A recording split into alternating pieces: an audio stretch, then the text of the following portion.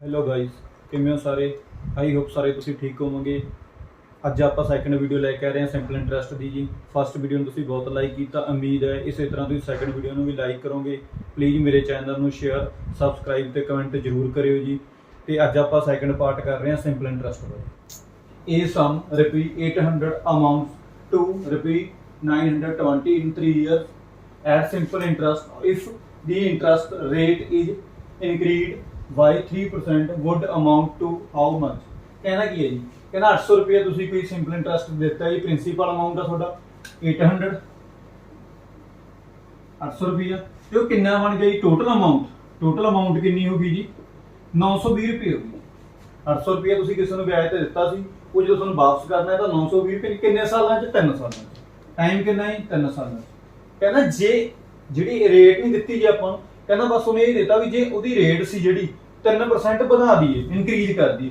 मीनस J 10 for example भी 10% सी, अपने 13% करती जी, ਜਾਂ ਜੇ 12% ਸੀ ਆਪਣੇ 14 ਠੀਕ ਹੈ ਸੌਰੀ 15% ਕਰਤੀ ਜੀ। 3% ਵਧਾਤੀ ਤਾਂ ਉਹਨੂੰ ਮਤਲਬ ਕਿੰਨੇ ਪੈਸੇ ਹੋਰ ਐਕਸਟਰਾ ਮਿਲਣਗੇ, ਕਿਉਂਕਿ ਜੇ ਰੇਟ ਆਫ ਇੰਟਰਸਟ ਵਧੂ ਤਾਂ ਵਿਆਜ ਤਾਂ ਵਧਣਾ ਹੀ ਵਧਣਾ ਜੀ। ਤਾਂ ਹੁਣ ਇਹਦੇ ਲਈ ਇਹ ਨਹੀਂ ਹੈ ਵੀ ਆਪਾਂ ਪਹਿਲਾਂ ਪੁਰਾਣੀ ਰੇਟ ਆਫ ਇੰਟਰਸਟ ਕੱਢਾਂਗੇ ਨਵੀਂ। ਤਾਂ ਆਪਾਂ ਦੇਖੋ ਜੀ 1 ਸਾਲ ਚ ਕਿੰਨੇ ਪਰਸੈਂਟ ਵਧੀਆ ਜੀ? 3। 1 ਸਾਲ ਚ ਵਧੀਆ ਨਾ 3% ਜੀ। ਆਪਣਾ ਕਿੰਨੇ ਸਾਲ ਨੇ ਜੀ? 3 ਸਾਲ ਨੇ। ਆਪਣੇ ਕਿੰਨੇ ਸਾਲ ਨੇ ਜੀ? 3 ਸਾਲ ਨੇ। ਤਾਂ ਠੀਕ ਹੈ 3% ਨੂੰ ਜਿੰਨਾ ਟਾਈਮ ਦਿੱਤਾ ਉਹਦੇ ਨਾਲ ਮਲਟੀਪਲਾਈ ਕਰ ਦਿਓ ਤਾਂ 3 ਸਾਲਾਂ ਚ ਆਪਣੀ ਜਿਹੜੀ ਰੇਟ ਆਫ ਇੰਟਰਸਟ ਹੈ ਕਿੰਨੇ ਪਰਸੈਂਟ ਵਧੂ ਜੀ? 9% ਵਧੂਗੀ। ਠੀਕ ਹੈ ਜੀ। 9% ਕਾਹਦਾ ਵਧੂਗੀ ਜੀ? ਪ੍ਰਿੰਸੀਪਲ ਦਾ ਹੀ ਵਧੂਗੀ ਨਾ ਜੀ। 9% ਕਾਹਦਾ ਵਧੂਗੀ? ਪ੍ਰਿੰਸੀਪਲ ਦਾ। ਫਾਰ ਐਗਜ਼ਾਮਪਲ ਜੇ ਪਹਿਲਾਂ 10 ਸੀ ਤਾਂ ਠੀਕ ਹੈ ਉਹ ਵੀ ਮਤਲਬ ਕਿਹਦੇ ਲੱਗੀ ਸੀ? ਪ੍ਰਿੰਸੀਪਲ ਅਮਾਉਂਟ ਤੇ। ਤਾਂ ਜਿਹੜਾ ਇਨਕਰੀਜ਼ ਹੋ ਗਿਆ ਜੀ ਉਹਨੂੰ ਕਾਹਤੇ ਲਾ ਦਾਂਗੇ ਜੀ ਆਪਾਂ? ਠੀਕ ਹੈ ਜੀ ਆਫ, ਜਿਹਨੂੰ ਪਹਿਲਾਂ ਇਹ ਲਿਖ ਲਓ ਜੀ 9% of principal amount. 9% principal amount ਕਿੰਨਾ ਹੈ ਜੀ? ਠੀਕ ਹੈ ਪਰਸੈਂਟੇਜ ਹਟਾਉਣ ਲਈ ਆਪਾਂ 100 ਲਾਤਾ ਜੀ ਆਫ ਪ੍ਰਿੰਸੀਪਲ ਕਿੰਨਾ ਹੈ ਜੀ? 0 ਨਾਲ 0 ਕੈਨਸਲ ਹੋ ਗਈਆਂ ਜੀ। ਤਾਂ 98 ਨਾ ਕਰਿਆ 72 ਰੁਪਏ ਆਪਾਂ ਨੂੰ ਐਕਸਟਰਾ ਮਿਲਣਗੇ। ਹੁਣ ਇਹ ਅਮਾਉਂਟ ਪੁੱਛਿਆ ਕੁੱਲ ਟੋਟਲ ਅਮਾਉਂਟ ਕਿੰਨੀ ਮਿਲੂ? ਦੇਖੋ ਜੀ 920 ਦਾ ਆਪਾਂ ਨੂੰ ਪੁਰਾਣੀ ਜਿਹੜੀ ਵੀ ਰੇਟ ਆਫ ਇੰਟਰਸਟ ਸੀ ਉਹ ਤੇ ਮਿਲਣਾ ਹੀ ਮਿਲਣਾ ਸੀ। ਐਕਸਟਰਾ ਕਿੰਨੇ ਮਿਲੇ ਨੇ ਜੀ? 72।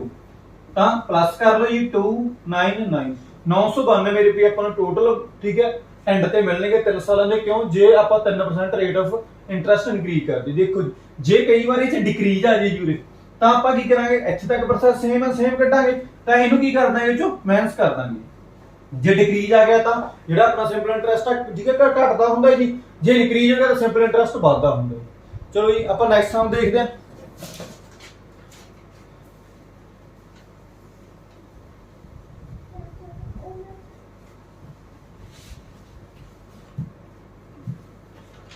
नेक्स्ट सम है ये अपना second a sum was put at simple interest at a certain rate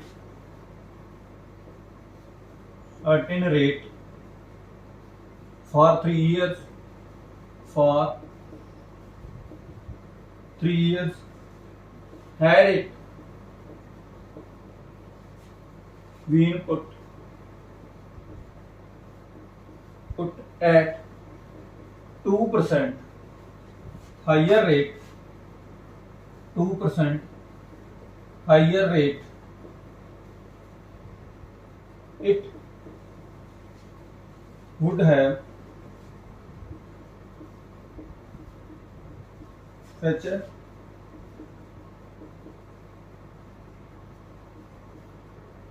rupee 360 more find the sum। ठीक है ਹੁਣ ਕਹਿੰਦਾ ਕੀ ਹੈ ਜੀ? ਦੇਖੋ ਜੀ ਕਹਿੰਦਾ ਜੀ ਆਪਾਂ ਕੋਈ ਅਮਾਉਂਟ ਠੀਕ ਹੈ ਸਿੰਪਲ ਇੰਟਰਸਟ ਤੇ ਪੁੱਟ ਕਰਤੀ। ਮੀਨਸ ਸਿੰਪਲ ਇੰਟਰਸਟ ਦੇ ਵਿਆਜ ਤੇ ਆਪਾਂ ਕੀ ਕਰਤੀ? ਕਿਸੇ ਨੂੰ ਅਮਾਉਂਟ ਦੇਤੀ। ਸਾਡੇ ਰੇਟ ਕੋਈ ਰੇਟ ਆਪਾਂ ਨੂੰ ਨਹੀਂ ਪਤਾ ਜੀ ਕਿੰਨੇ 3 ਸਾਲਾਂ ਵਾਸਤੇ। ਕਿਸੇ ਵੀ ਰੇਟ ਤੇ ਕੁਝ ਅਮਾਉਂਟ ਆਪਾਂ ਕਿਸੇ ਨੂੰ ਵਿਆਜ ਤੇ ਦੇਤੀ ਜੀ 3 ਸਾਲਾਂ ਵਾਸਤੇ।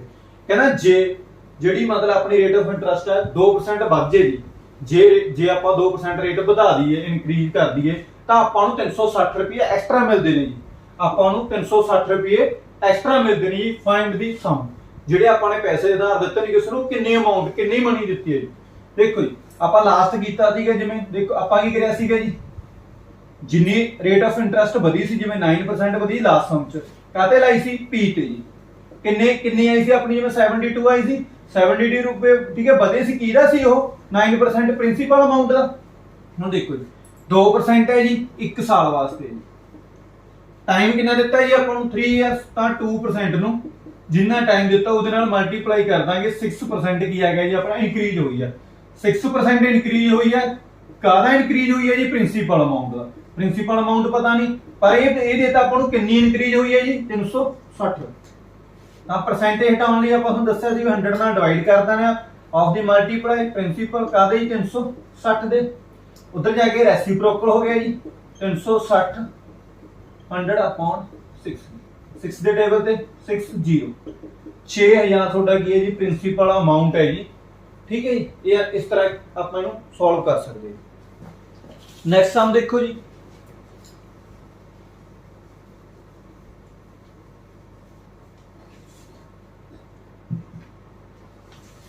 थर्ड सम है जी। ये सर्ट है, सम ऑफ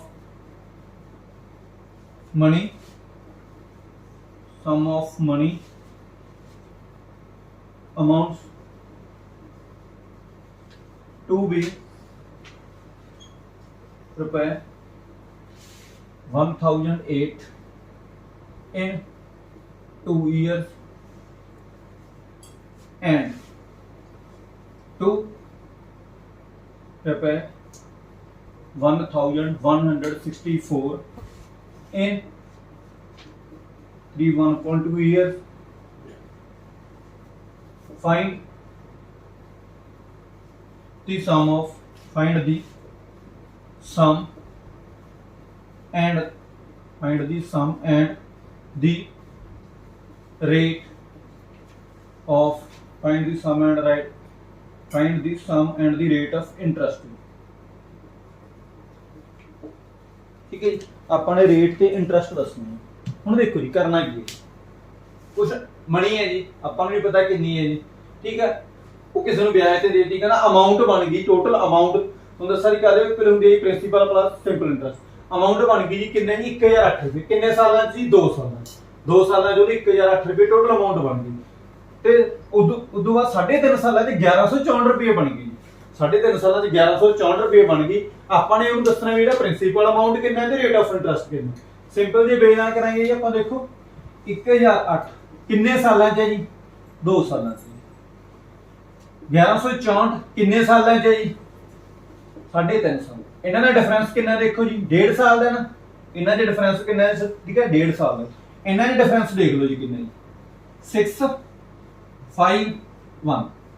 ठीक है, 1.5 साल कितने का डिफरेंस है जी, 155। ठीक है, 1.5 साल कितने का डिफरेंस है जी, 155 का जी। 1 साल कितने का डिफरेंस है, 155/3/2। ठीक है, इन्हों ਆਪਾਂ ਮਿਕਸ ਅਪ ਜਦੋਂ ਓਪਨ ਕੀਤੀ ਤਾਂ ਇਹ 3.2 3 ਦੇ ਟੇਬਲ ਤੇ ਕੱਟ ਗਿਆ ਜੀ 5 ਤੇ 6 ਕੱਟ ਗਿਆ ਜੀ 2 ਤੇ। ਤਾਂ 104 ਰੁਪਏ 1 ਸਾਲ ਦਾ ਵਿਆਜ ਹੈ ਜੀ। 104 ਰੁਪਏ 1 ਸਾਲ ਦਾ ਜੀ। ਹੁਣ ਇਹ 1008 ਚ ਕਿੰਨੇ ਸਾਲਾਂ ਦਾ ਵਿਆਜ ਜੁੜਿਆ ਹੋਇਆ ਜੀ, ਪ੍ਰਿੰਸੀਪਲ ਅਮਾਉਂਟ ਚ 2 ਸਾਲਾਂ ਦਾ। ਤਾਂ ਆਪਾਂ 2 ਸਾਲਾਂ ਦਾ ਵਿਆਜ ਕੱਢ ਲਓ ਜੀ, 104 ਗੁਣਾ 2 ਤਾਂ 208 ਰੁਪਏ ਕਿੰਨਾ ਕੀ ਹੋ ਗਿਆ ਜੀ, ਵਿਆਜ ਹੋ ਗਿਆ ਜੀ। ਹੁਣ ਦੇਖੋ ਜੀ, ਟੋਟਲ ਅਮਾਉਂਟ ਕਾਹਦੇ ਇਕੁਅਲ ਹੁੰਦੀ ਹੈ ਜੀ, principal plus SI. Total amount ਮੈਨੂੰ ਦਿੱਤੀ ਪਈ ਹੈ ਕਿੰਨੀ ਹੈ ਜੀ, 1008 ਤੇ ਪ੍ਰਿੰਸੀਪਲ ਐਸਆਈ ਇੱਧਰ ਜਾ ਕੇ ਮਾਈਨਸ ਦਾ ਹੋ ਗਿਆ, ਕਿੰਨਾ ਦਿੱਤਾ ਜੀ, 208। ਪ੍ਰਿੰਸੀਪਲ ਅਮਾਉਂਟ ਆ ਗਈ ਜੀ, ਤਾਂ 800 ਰੁਪਏ ਤੁਹਾਡੀ ਪ੍ਰਿੰਸੀਪਲ ਅਮਾਉਂਟ। ਪ੍ਰਿੰਸੀਪਲ ਅਮਾਉਂਟ ਤਾਂ ਆ ਗਈ ਜੀ, ਰੇਟ ਆਫ ਇੰਟਰਸਟ। ਤੁਹਾਨੂੰ ਦੱਸਿਆ ਜੀ 2 ਤਰੀਕੇ ਨੇ, ਜਾਂ ਤਾਂ ਜੀ ਕੀ ਆ, ਬੇਸਿਕ ਫਾਰਮੂਲਾ ਲਾ ਲਓ, ਉਹੀ ਵੀ ਐਸਆਈ ਕਾਹਦੇ ਹੁੰਦਾ ਜੀ, P × R × T ਅਪੋਨ ਕਾਹਦੇ ਜੀ, 100। ਐਸਆਈ ਤੁਹਾਨੂੰ ਦਿੱਤਾ ਪਿਆ ਜੀ ਕਿੰਨਾ, ਠੀਕ ਹੈ ਜੀ, 1 ਸਾਲ ਦਾ ਹੀ ਲਾ ਲਿਓ, 104 ਰੁਪਏ।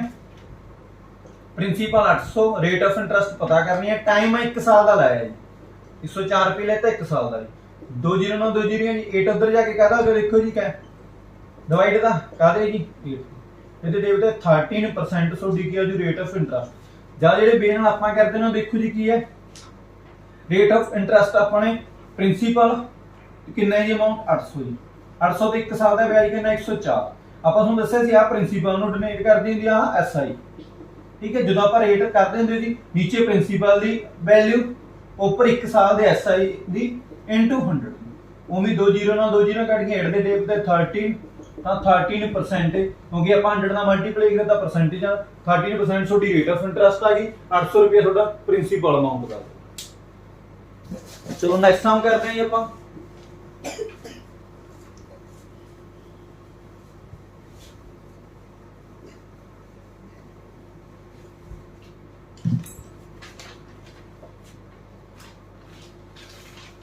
ਹੋਰ ਸਮ ਹੈ ਜੀ ਆਪਣਾ ਇਹ ਸਮ ਆਫ ਰੁਪਏ 1550 is lent out into two parts one at 8%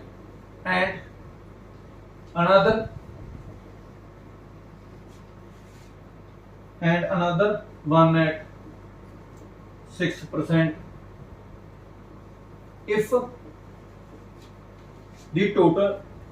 If the total annual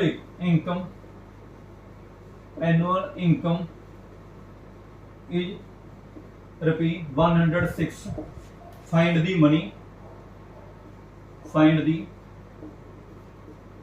the money lent at each rate ਹੁਣ ਦੇਖੋ ਜੀ ਕਹਿਣਾ ਕੀ ਹੈ ਕਹਿੰਦਾ ਜੀ ਆਪਾਂ ਨੇ 1550 ਰੁਪਏ ਵਿਆਜ ਤੇ ਦਿੱਤੇ ਮੀਨਸ ਦੋ ਠੀਕ ਹੈ ਪਾਰਟਸ ਮੰਨ ਲਓ ਵੀ ਦੋ ਬੰਦਿਆਂ ਨੂੰ ਦੇਤੇ ਇੱਕ ਮੰਨ ਲਓ ਆਪਾਂ ਨੇ ਵੀ A ਨੂੰ ਦੇਤੇ ਜੀ ਇੱਕ B ਨੂੰ ਦੇਤੇ ਠੀਕ ਹੈ ਟੋਟਲ ਕਿੰਨੇ ਦਿੱਤੇ ਨੇ ਦੋਨਾਂ ਨੂੰ ਜੀ 1550 ਰੁਪਏ ਆਪਾਂ ਨੂੰ ਨਹੀਂ ਪਤਾ ਵੀ ਇਹਨੂੰ ਵੱਧ ਦਿੱਤੇ ਨੇ ਜਾਂ ਇਹਨੂੰ ਵੱਧ ਦਿੱਤੇ ਨੇ ਕਿੰਨੇ ਦਿੱਤੇ ਨੇ ਉਹ ਕਹਿੰਦਾ ਜੀ ਇੱਕ ਨੂੰ 8% ਤੇ ਦੇਤੇ ਮੰਨ ਲਿਆ ਜੀ ਆਪਾਂ ਨੇ ਇਹਨੂੰ 8% ਤੇ ਦੇਤੇ B ਨੂੰ ਆਪਾਂ ਨੇ ਕਿੰਨੇ ਦੇਤੇ ਜੀ 6% ਤੇ ਦੇਤੇ ਦੋਨਾਂ ਦੀ ਇਨਕਮ ਮੀਨਸ ਵਿਆਜ ਜਿਹੜਾ ਦੋਨਾਂ ਕੋਲੋਂ ਟੋਟਲ ਇਹਨਾਂ ਤੋਂ ਵਿਆਜ ਆਇਆ ਜੀ ਆਪਣੇ ਕੋਲ ਉਹ 106 ਰੁਪਏ ਆਇਆ ਜੀ 106 ਰੁਪਏ ਆਇਆ ਜੀ ਆਪਾਂ ਨੂੰ find the money lent at each rate ਆਪਾਂ ਨੇ ਰੇਟ ਦੱਸਣੀ ਹੈ ਵੀ ਠੀਕ ਹੈ ਇਹਨੂੰ 8% ਨੂੰ ਆਪਾਂ ਕਿੰਨੇ ਪੈਸੇ ਠੀਕ ਹੈ ਵਿਆਜ ਦਿੱਤੇ ਸੀ 6% ਨੂੰ ਕਿੰਨੇ ਦਿੱਤੇ ਸੀਗੇ ਆਪਾਂ ਨੇ ਕੁਝ ਨਹੀਂ ਕਰਨਾ ਦੇਖੋ ਜੀ ਮੰਨ ਲਓ ਜੀ ਜੇ ਮੈਂ 1550 ਰੁਪਏ ਮੈਂ 8% ਨੂੰ ਦੇ ਦਿੰਦਾ ਸਾਰੇ ਪੈਸੇ ਜੀ ਇਨਟੂ 8% ਹਟਾਉਣ ਲਈ 100 ਨਾਲ ਲਾਤਾ ਜੀ 1550 ਕੇ ਸਾਰੇ ਦੇ ਸਾਰੇ ਰੁਪਏ ਮੈਂ 8% ਨੂੰ ਦੇ ਦਿੰਦਾ ਤਾਂ ਮੇਰਾ ਕਿੰਨਾ ਵਿਆਜ ਆਉਂਦਾ 0 ਨਾਲ 0 ਕੈਨਸਲ ਆਊਟ ਹੋ ਗਈ 5 ਦੇ ਟੇਬਲ ਤੇ 2 ਤੇ ਇਹ 5 ਦੇ ਟੇਬਲ ਤੇ 2 ਦੇ ਟੇਬਲ ਤੇ 4 ਠੀਕ ਹੈ ਤਾਂ ਮੇਰੇ ਕੋਲ ਸਾਰੇ ਆਉਂਦੇ ਜੀ 124 ਰੁਪਏ ਤਾਂ ਮੇਰੇ ਕੋਲ ਸਾਰੇ 124 ਰੁਪਏ ਵਿਆਜ ਦੇ ਆਉਂਦੇ ਜੇ ਮੈਂ ਸਾਰੇ ਪੈਸੇ ਜੀ 6% ਨੂੰ ਦੇ ਦਿੰਦਾ ਜੀ ਜੇ ਇਹ ਮੈਂ ਸਾਰੇ ਪੈਸੇ ਜੀ 6% ਨੂੰ ਦੇ ਦਿੰਦਾ ਤਾਂ 0 ਨਾਲ 0 ਕੈਨਸਲ ਆਊਟ ਜੀ 5 ਦੇ ਟੇਬਲ ਤੇ 2 ਤੇ 3 1 ਤੇ 6 ਤੇ ਸੌਰੀ ਇਹ 3 ਤੇ ਕੱਟ ਗਿਆ ਜੀ ਹੈ 93 ਠੀਕ ਹੈ ਜੀ ਜੇ ਤਾਂ ਮੈਂ 8% ਨੂੰ ਸਾਰੇ ਪੈਸੇ ਦਿੰਦਾ ਤਾਂ ਮੇਰੇ ਕੋਲ 124 ਰੁਪਏ ਵਿਆਜ ਦੇ ਹੁੰਦੇ ਸੀਗੇ ਜੀ ਜੇ ਮੇਰੇ ਕੋਲ ਇਹੀ ਮੈਂ 6% ਨੂੰ ਦਿੰਦਾ ਮੇਰੇ ਕੋਲ 93 ਪਰ ਅਸਲ 'ਚ ਮੇਰੇ ਕੋਲ ਕਿੰਨੇ ਆਏ ਨੇ 106 ਰੁਪਏ ਆਏ ਨੇ ਤਾਂ ਆਪਾਂ ਕੀ ਕਰਾਂਗੇ ਜੀ ਇਹ 'ਚ ਠੀਕ ਹੈ ਮਿਕਸਚਰ 'ਚ ਐਲੀਗੇਸ਼ਨ ਵਾਲਾ ਫਾਰਮੂਲਾ ਲਾ ਲਓ ਜੀ 124 ਇੱਧਰ ਮੈਂ ਲਿਖ ਲਿਆ 93 106 ਆਏ ਨੇ ਜੀ ਇਹ 'ਚੋਂ ਇਹਨੂੰ ਮਾਈਨਸ ਕਰ ਦਿੰਦੇ ਆ ਜੀ ਆਪਾਂ ਠੀਕ ਹੈ ਇਹ 'ਚ ਇਹਨੂੰ ਮਾਈਨਸ ਕਰਾ ਦੇਖੋ ਜੀ 124 ਤੋਂ 6 ਨੂੰ ਕੀਤਾ ਜੀ ਕਿੰਨਾ ਆ ਗਿਆ ਜੀ 18 ਜੀ ਹੁਣ ਇਹ 'ਚੋਂ ਇਹਨੂੰ ਮਾਈਨਸ ਕਰਨਾ ਜੀ ਇਹਨੂੰ ਮਾਈਨਸ ਕੀਤਾ ਦੇਖੋ ਜੀ ਕਿੰਨਾ ਆ ਗਿਆ ਜੀ 6 तो 3 जी 10 चलो 13 ठीक है जी 124 जो 106 100 देखो ਆਪਾਂ ਨੂੰ ਜਿਹੜਾ 8% ਨੂੰ ਦਿੰਦਾ ਸੀ ਟੋਟਲ ਜੀ ਮੈਂ ਇੱਕੋਰੇ ਲਿਖ ਲਈ 8% ਨੂੰ ਦਿੰਦਾ ਸੀ ਤਾਂ ਮੇਰੇ ਕੋਲ 124 ਰੁਪਏ ਵਿਆਜ ਦੇ ਬਣਦੇ ਸੀ ਜੇ ਮੈਂ 6% ਨੂੰ ਦਿੰਦਾ ਸੀ ਤਾਂ ਮੇਰੇ ਕੋਲ 100 ਠੀਕ ਹੈ ਮਤਲਬ ਠੀਕ ਹੈ 93 ਰੁਪਏ ਵਿਆਜ ਦੇ ਬਣਦੇ ਸੀ ਪਰ ਆਪਾਂ ਨੂੰ ਵਿਆਜ ਕਿੰਨਾ ਮੇਰੇ 106 ਰੁਪਏ ਤਾਂ ਆਪਾਂ ਐਲੀਗੇਸ਼ਨ ਵਾਲਾ ਫਾਰਮੂਲਾ ਲਾ ਲਿਆ ਜੀ 124 6 ਕੱਢੇ 18 ਜੀ 106 ਚੋਂ 93 ਕੱਢੇ 13 ਟੋਟਲ ਵੈਲਿਊ ਜਿਹੜਾ ਪ੍ਰਿੰਸੀਪਲ ਅਮਾਉਂਟ ਹੈ ਜੀ, ਠੀਕ ਹੈ, ਇਹਨਾਂ ਦਾ ਪਲੱਸ ਕਰ ਲਓ ਜੀ 31 ਦੀ ਟੋਟਲ ਇਹਨਾਂ ਦਾ, ਠੀਕ ਹੈ, ਦੋਨਾਂ ਨੂੰ ਕਿੰਨੇ ਰੇਸ਼ੋ ਆ ਗਈ ਜੀ ਇਹਨਾਂ ਦੀ ਵੀ 8% ਨੂੰ 13% ਦਿੱਤਾ ਜੀ, ਮੀਨਸ 6% ਨੂੰ 18 ਦਿੱਤਾ, ਤਾਂ ਟੋਟਲ 31 ਹੋ ਗਈ। 31 ਕਿਹਦੇ ਇਕੁਅਲ ਹੈ ਜੀ 1550 ਦੇ, 31 ਕਾਦੇ ਬਰਾਬਰ ਹੈ ਜੀ 1550 ਦੇ, ਠੀਕ ਹੈ। ਦੇਖੋ ਜੇ 31 1550 ਦੇ ਬਰਾਬਰ ਹੈ ਜੀ ਤਾਂ ਇੱਕ ਕਾਦੇ ਬਰਾਬਰ ਹੋ ਗਈ 31 1550 ਨੂੰ 31 ਨਾਲ ਆਪਾਂ ਡਿਵਾਈਡ ਕਰਤਾ ਜੀ, 31 ਦੇ ਟੇਬਲ ਤੇ ਦੇਖ ਲਓ ਸਿੱਧਾ ਜਾਂਦਾ ਜੀ 5 ਤੇ 0 ਦੀ 0, ਮੀਨਸ ਇੱਕ ਵੈਲਿਊ 50 ਦੇ ਤਾਂ ਇਹਨੂੰ 50 ਨਾਲ ਗੁਣਾ ਕਰਿਆ ਜੀ, ਠੀਕ ਹੈ ਜੀ 650, ਇਹਨੂੰ 50 ਨਾਲ ਗੁਣਾ ਕਰਿਆ ਜੀ ਤਾਂ 900।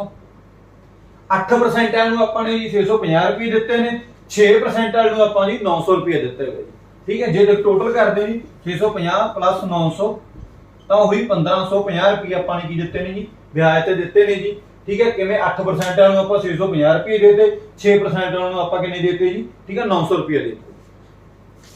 ਨੈਕਸਟ ਸਮ ਜੀ,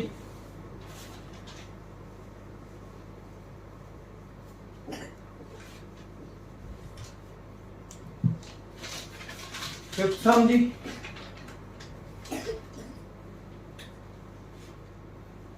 Ram okay loan at simple interest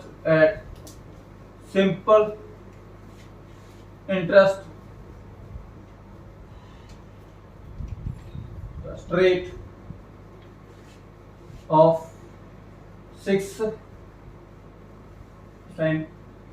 per annual in the first year, in the first year, and it is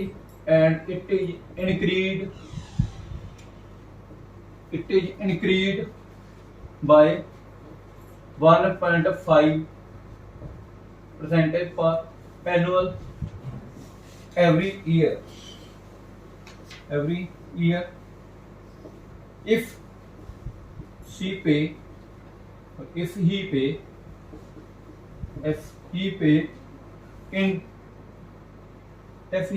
rupee 8,190 as interest at the end of 3 years, what was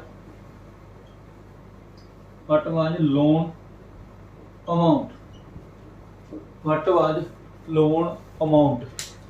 देखो जी, राम ने एक लोन लेता जी सिंपल इंटरेस्ट ते जी, ठीक है। कुछ की condition लाती जी उन्होंने भी, जी फस्ट साल का थोड़ा ब्याज है जी वो 6% है जी, वो कहना जी उदों बाद 1.5% हर साल वाधा जाऊगा, तो सैकेंड ईयर लिए कितना हो गया जी थोड़ा 6% पहले साल का सी, तो 1.5% जोड़ता जी अपने 7.5% लगूगा जी। थर्ड साल की कितना लगूगा जी अपना 7.5 पहला हो गया सी सैकेंड ईयर के एंड ते, तो 1.5% होर जोड़ता जी तो 9% लगू। तो हम आप अलग अलग नहीं करते, आप की करेंगे तिना का की कर लेंगे जी, प्लस कर लेंगे 6% फर्स्ट ईयर का, 7.5 सैकेंड ईयर का, 9 थर्ड ईयर का, तिना का की बन गया 22.5% बन गया। हुण देखो जी की बन गई रेट ऑफ इंटरेस्ट 3 सालों की होगी ना जी, आप इहनूं किवें सॉल्व करदे, देखो पॉइंट हटाउण लई आपां, ठीक है 10 लाता क्योंकि जिन्ने अखर पॉइंट तो बाद उन्ने नीचे जीरो लग जांदे, परसेंटेज हटाउण लई 100, ठीक है 25 के टेबल ते 9 ते कट गया, ये कट गया 4 ते, की बन गया 9/40। देखो आपां निचली वैल्यू प्रिंसीपल अमाउंट दी लैंदे हुंदे आ ते उपरली वैल्यू सिंपल इंटरेस्ट दी।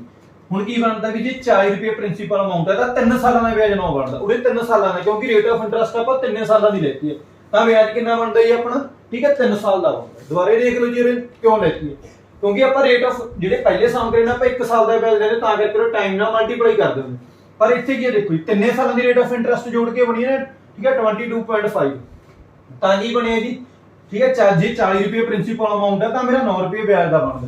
वो कहता ब्याज 3 सालों के एंड ते कितना है जी 8190, तो 9 की वैल्यू कितनी होगी देखो जी 8190, तो 1 की वैल्यू कितनी होगी 8190 बटे 9, 9 ਦੇ ਟੇਬਲ ਤੇ 9 ਜੀ 910 ਰੁਪਏ ਕੀ ਹੋ ਗਈ ਜੀ। ਜੇ ਨੂੰ ਮੀਨਸ 9 ਨੂੰ ਰੇ 910 ਨਾਲ ਗੁਣਾ ਕਰਾਂਗੇ ਤਾਂ 8190 ਬਣਦਾ।